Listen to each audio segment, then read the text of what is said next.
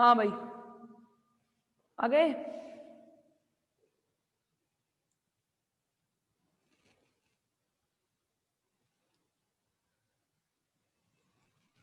आ गए। अगला देखना,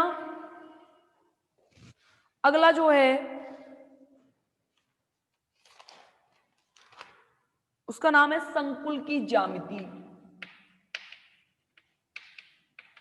इसको एग्जांपल से समझेंगे बेटर तरीके से। एक्चुअली इसका क्रम पता क्या होता है? ये होता है, देखो तीन प्रकार के संकुल पढ़ते हैं हम। तो एक तो पढ़ते हैं वर्ग समतलीय संकुल। वर्ग समतलीय संकुल की स्ट्रक्चर कुछ इस प्रकार होती है, सिंपल। ये कोई मेटल है और चारों तरफ लिगैंड जुड़ा हुआ है, ये लिगैंड, ये लिगैंड, ये लिगैंड, ये लिगैंड, ये लिगैंड, ठीक है। चतुष्फलकीय के अंदर होते तो चार ही लिगैंड है, पर जुड़ते कुछ इस प्रकार है चतुष्फलकीय शेप में, ठीक। और एक होता है एक अष्टफलकीय। अष्टफलकीय के अंदर तो अलग ही स्ट्रक्चर है, 6 लिगैंड आकर जुड़ते हैं,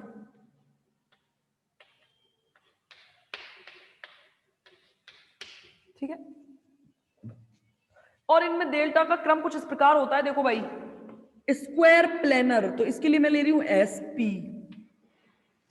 ऑक्टाहेड्रल इसके लिए ले रही हूं O, और टेट्राहेड्रल इसके लिए ले रही हूं T। ये क्रम होता है इनका। देखो होता क्या है, इस डेल्टा O के अंदर यानी कि ऑक्टाहेड्रल के अंदर 6 लिगैंड आकर जुड़ते हैं। क्या करते हैं? 6 लिगैंड आकर जुड़ते हैं। क्या जुड़ते हैं? 6 लिगैंड। और जितने ज्यादा लिगैंड होंगे उनकी आपस में अंतरक्रिया भी तो उतनी ज्यादा होगी, समझ लो। यानी कि ये 6 लिगैंड अगर मेटल को ज्यादा पावर से आकर्षित करेंगे तो इनकी स्प्लिटिंग ज्यादा होनी चाहिए थी कि नहीं होनी चाहिए थी? होनी चाहिए थी, नहीं होनी चाहिए थी। लेकिन लिगैंडों का आपस में कोई प्रतिकर्षण बल का नाम भी तो होती है, यानी कि लिगैंड जो है वो आपस में एक दूसरे को प्रतिकर्षित भी तो करेंगे, और इनके रिपल्सन के कारण इनका अट्रैक्शन से ज्यादा बढ़ जाता है इनका रिपल्सन। और जब रिपल्सन ज्यादा बढ़ेगा तो ऑब्वियस सी बात है कि ऑक्टाहेड्रल यानी कि डेल्टा का मान अपेक्षाकृत कम हो जाता है। जबकि स्क्वायर प्लेनर के अंदर सबसे ज्यादा होता है, सबसे ज्यादा 18 गुना ज्यादा, और इसका ज्यादा नहीं 1.45 गुना ज्यादा, 0.45 0.45। ये तो 0.45 ऑक्टाहेड्रल इतना ज्यादा, और ये 18 ऑक्टाहेड्रल। कहने का मतलब ये तो सिर्फ 0.45 गुना ज्यादा है, लेकिन इसका 18 गुना ज्यादा होता है। कारण क्या है? यहां पे बिल्कुल सीधे सीधे लिगैंड होते हैं और वर्ग के चारों कोनों पर जुड़े हुए हैं। अगर वर्ग के चारों कोनों पर जुड़े हुए हैं तो इनकी हो गई दूरी समान, दूरी समान हो गई तो इसमें हो जाता है आकर्षण बल। क्या कह रहे हो? सेकंड यूनिट हो चुकी है, एक दो टॉपिक और बचे हैं। नोट्स भिजवा देंगे सर से, मैं बात करती हूँ कि 2 यूनिट हो चुकी हैं, नोट्स भिजवा दीजिए, ठीक है। भिजवा दूंगी मैं, चिंता मत करो, क्योंकि मुझे भी चिंता है नोट्स की, क्योंकि मैं आगे की यूनिट जो है 4th और 5th उसमें आपको थ्योरेटिकल बहुत ज्यादा है, तो उसके अंदर ये तो समझने की है फिर भी, लेकिन वो तो बहुत ज्यादा थ्योरेटिकल है, तो उसमें समझा भी नहीं जाएगा, ना ही उसे समझाया जाएगा। तो मैं बता दूंगी उसमें से आपको कैसे पढ़ना है, बाकी जो जो चीज समझाने की है मैं समझा दूंगी, चिंता मत करो, ठीक है। तो मैं बात करती हूँ आज सर से, अभी सर आ जाएंगे तो मैं बात करूंगी उनसे। मुझे भी 4 दिन हो गए, 4 दिन बाद आई हूँ, आपको पता होना चाहिए, ठीक है। तो देखना यहाँ पे ये चारों किनारों पे लिगैंडों की दूरी होती है बहुत ज्यादा, तो यहाँ पे अपेक्षाकृत प्रतिकर्षण के अपेक्षाकृत आकर्षण बहुत होता तो तीनों में प्रतिकर्षण है, लेकिन हम तुलना करेंगे कि आकर्षण कहाँ ज्यादा है। यहाँ अट्रैक्शन फोर्स सबसे ज्यादा काम करेगा। कारण क्या है?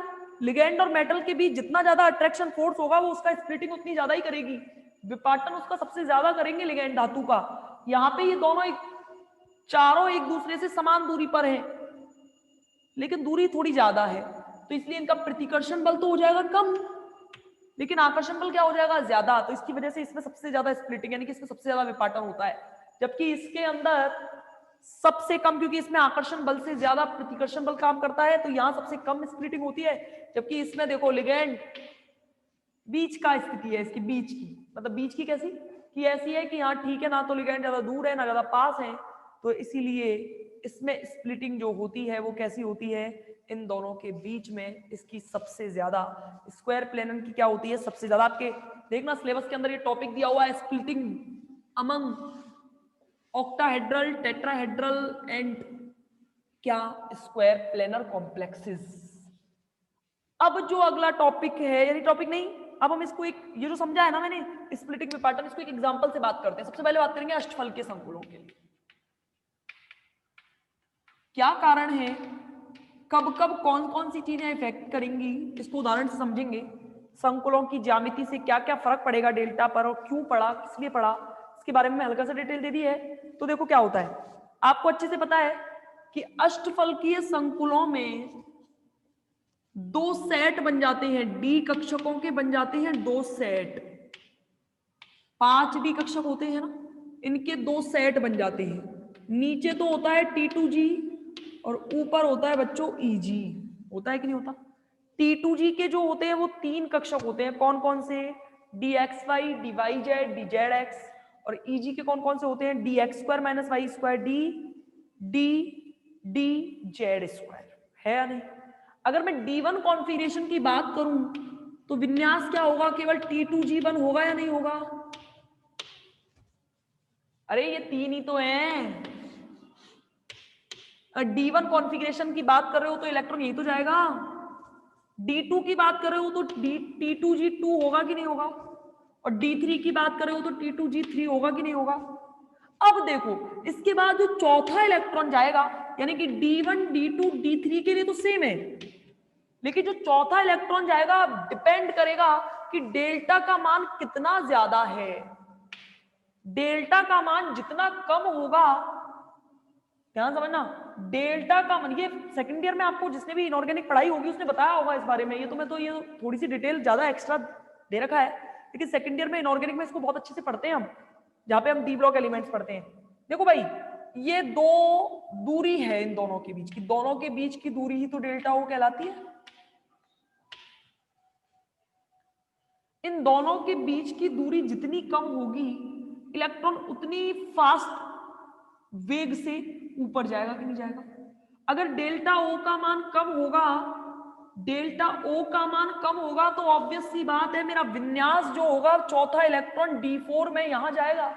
लेकिन अगर ये ज्यादा हो गया, क्या ज्यादा हो गया, अगर ये ज्यादा हो गया तो चौथा इलेक्ट्रॉन यहां जाने की बजाय, क्योंकि इसको एनर्जी बहुत ज्यादा देनी पड़ जाएगी, देनी पड़ जाएगी कि नहीं पड़ जाएगी, तो यहां जितना बड़ा हो गया इलेक्ट्रॉन मेरा यहीं तो रह जाएगा। अरे भाई चौथे इलेक्ट्रॉन को अगर एनर्जी, अगर स्टेबिलिटी तो इसकी नहीं है, स्टेबिलिटी तो नहीं है भाई, नहीं होना चाहिए, चौथा इलेक्ट्रॉन ऊपर जाना चाहिए। लेकिन अगर डेल्टा ओ का मान बहुत ज्यादा ही हो गया तो इसको इलेक्ट्रॉन को यहां पहुंचाने के लिए एनर्जी बहुत ज्यादा नहीं देनी पड़ जाएगी, तो इतनी एनर्जी कहां से लाओगे, तो वो एनर्जी जब नहीं ला पाओगे तो चौथा इलेक्ट्रॉन यही तो रहेगा। ये डिपेंड करेगा दो चीजों पर, एक तो होती है आपकी युग्मन ऊर्जा जिसे आप कहते हो पाई, कपलिंग एनर्जी, और एक होती है आपकी यही डेल्टा ओ जिसे आप कहते हो क्रिस्टल फील्ड स्टेबलाइजेशन एनर्जी, इसे आप कहते हो CFSE। ध्यान रखना, जिनमें डेल्टा ओ का मान युग्मन ऊर्जा से ज्यादा है, ध्यान समझना, जिनमें डेल्टा ओ का मान युग्मन ऊर्जा से ज्यादा है, समझ लो, यानी कि डेल्टा ओ का मान क्या हो गया, कपलिंग एनर्जी से ज्यादा, तो ऑब्वियस सी बात है ये कहलाएगा आपका प्रबल लिगैंड क्षेत्र। क्यों नहीं कहलाएगा बताओ? अरे भाई दो प्रकार की एनर्जी होती है, देखो एक बार वापस से, बहुत अच्छा, ये बहुत कंसेप्चुअल चीजें हैं इस यूनिट के अंदर, इसलिए मुझे बहुत मजेदार लगती है ये यूनिट। देखो ये 5 कक्षक है मेरे, ऑक्टाहेड्रल संकुलों में ये T2G होते हैं और ये EG होते हैं, ठीक है। एक तो एनर्जी होती है इनके बीच की जिसे आप कहते हो CFS, इसे डेल्टा से रिप्रेजेंट करते हैं, टेट्राहेड्रल के लिए डेल्टा T, ऑक्टाहेड्रल के लिए डेल्टा O और स्क्वायर पैनल के लिए डेल्टा SP, ठीक है। ये डेल्टा ऑक्टाहेड्रल है। देखो सोचो एक तो आपने जब मैंने CFSE निकालना सिखाया था तब मैंने आपसे कहा था पाई जोड़ो, पाई जोड़ो। उसका कारण क्या था? इलेक्ट्रॉनों के युग्मन पर डिपेंड करेगा। अच्छा देखो, अगर डेल्टा O का मान इस कपलिंग एनर्जी से ज्यादा हो गया तो इलेक्ट्रॉन युग्मित तो डेफिनेटली नहीं हो सकता, यानी कि इलेक्ट्रॉन में नहीं होगा युग्मन। देखो भाई कैसे, डेल्टा O का, अरे भाई इतना याद रखो, जिसका विपाटन ज्यादा हो रहा है वो प्रबल क्षेत्र लिगैंड है। प्रबल क्या होते हैं? प्रबल लिगैंड विपाटन ज्यादा करते हैं। चाहिए बताओ, प्रबल लिगैंड में डेल्टा O का मान ज्यादा होगा कि दुर्बल लिगैंड में डेल्टा O का मान ज्यादा होगा? प्रबल लिगैंड में डेल्टा O स्प्लिटिंग धातु की ज्यादा करेगा, कक्षकों के बीच में डिफरेंस ज्यादा आएगा धातु के डी कक्षकों के बीच में, यानी कि डेल्टा O का मान जिसके लिए ज्यादा होगा वो प्रबल क्षेत्र लिगैंड होंगे कि नहीं होंगे, और डेल्टा O का मान जिसमें कम होगा वो क्या होंगे? दुर्बल क्षेत्र लिगैंड होंगे या नहीं होंगे? अरे ये स्प्लिटिंग ही तो है, ये विपाटन ऊर्जा ही तो है, ये विभाजन ऊर्जा ही तो है। जितनी ऊर्जा ज्यादा होगी, डेल्टा O का मान जिसके लिए ज्यादा होगा वो प्रबल होंगे या नहीं होंगे, और जिसमें डेल्टा O का मान कम होगा वो दुर्बल होंगे या नहीं होंगे? बताओ बताओ।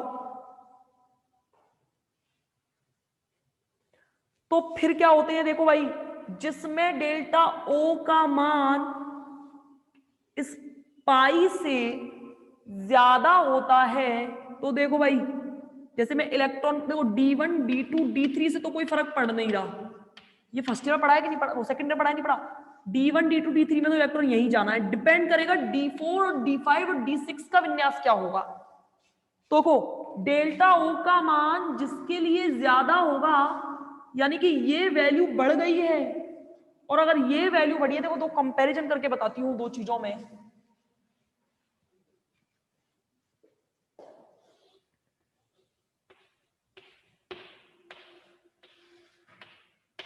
यहां पे ये डेल्टा O है, ये भी डेल्टा O है, समझना। सोचो, मेरा चौथा इलेक्ट्रॉन गया, यहां पे कौन सी कंडीशन है? यहां पे कंडीशन है delta O is greater than pi, और यहां पे कंडीशन है delta O is less than pi. चौथा इलेक्ट्रॉन जो है, सोचो इस वाले में क्या होगा? इस वाले में जिसमें डेल्टा O का मान ज्यादा है, इसमें इलेक्ट्रॉन को यहां जाने के लिए बहुत ऊर्जा नहीं देनी पड़ जाएगी आपको? बताओ।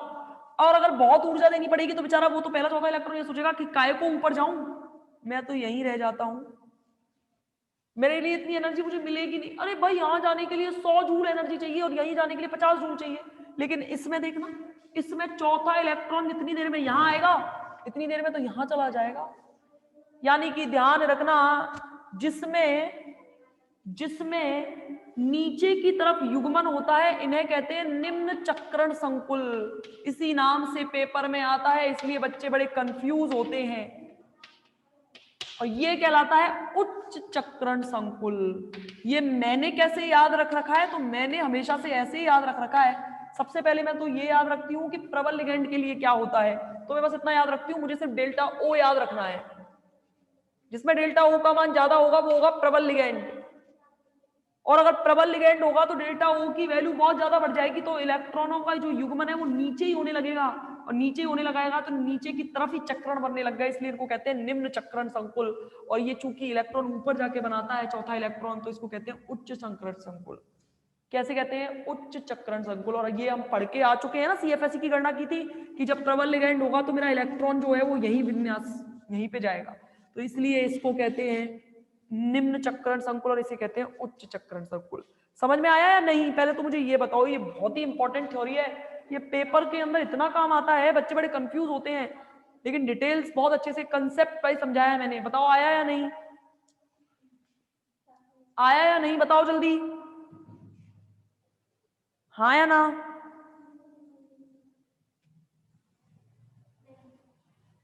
कौन है ये? क्या दीपक, इतना सरल क्यों नहीं आया? ये इतने तो अच्छे से समझा दिया, और क्या समझाऊं?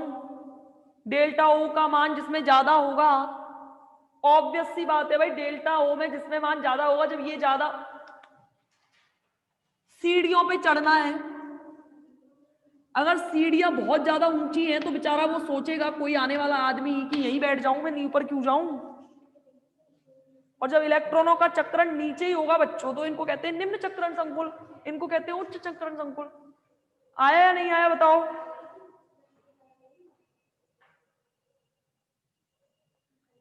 आया या नहीं आया? और ऐसे ही मैंने दोनों के लिए एग्जाम्पल से समझा दिया है, नहीं आया तो कल फिर वापस पूछ लेना मुझसे। क्या गलत कराया है मैंने? क्या गलत कराया है बताओ?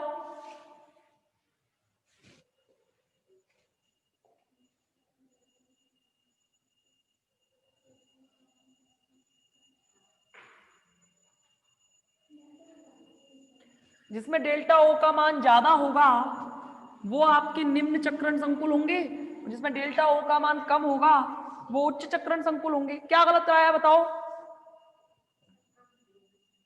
क्या गलत? अच्छा गलत करा दिया ये, देखो जरा बुक्स देखना खोल के, तब बात करना मुझसे। क्या उच्च चक्रण संकुल और क्या निम्न चक्रण संकुल? जिसमें डेल्टा ओ का मान ज्यादा हो, अरे क्या बताया मैंने, जिसमें डेल्टा ओ का मान पाई से ज्यादा होगा उसमें इलेक्ट्रॉन नीचे ही रह जाएगा। D4 विन्यास के लिए बात कर रही हूं। और अगर जिसमें डेल्टा ओ का मान कम होगा पाई से, इसमें मेरा इलेक्ट्रॉन जो है चौथा इलेक्ट्रॉन ईजी में जाएगा। ये बात करी थी मैंने, क्योंकि ये नीचे ही हो रहे हैं तो इसलिए इसको कहते हैं निम्न चक्रण संकुल और इसे कहते हैं उच्च चक्रण संकुल। क्या गलत बताया? इसमें सही तो है। ये प्रबल लिगैंड होते हैं जिसमें डेल्टा ओ का मान होता है, ये कहलाते हैं प्रबल लिगैंड और ये कहलाते हैं दुर्बल लिगैंड। क्या गलत बताया? मुझे नहीं लगता मैंने कुछ गलत बताया, और देख लेना। अनम्यूट कर दो इस दीपक को।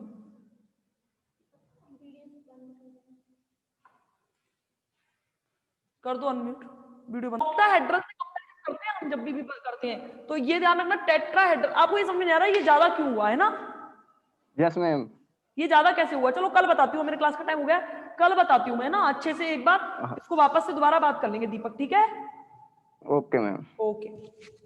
नमस्ते मैम।